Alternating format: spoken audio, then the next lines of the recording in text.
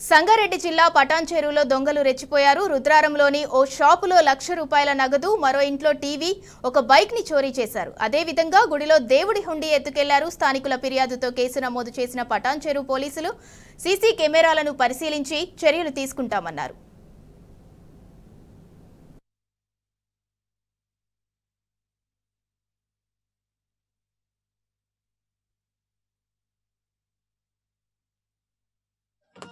ఇక ఇంట్లో మొత్తం ఇంట్లో ఈ లెక్క పెట్టలేము మన గల్ల ఇంట్లో నిన్నటి గల్ల 10,000 దాకా ఉంటాయి. నిన్నటి గల్ల మొత్తం పోసు ఇంట్లో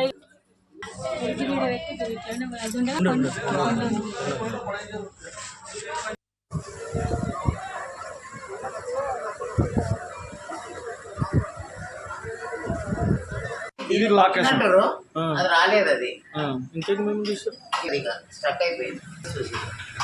తీసిరండి బండి మీద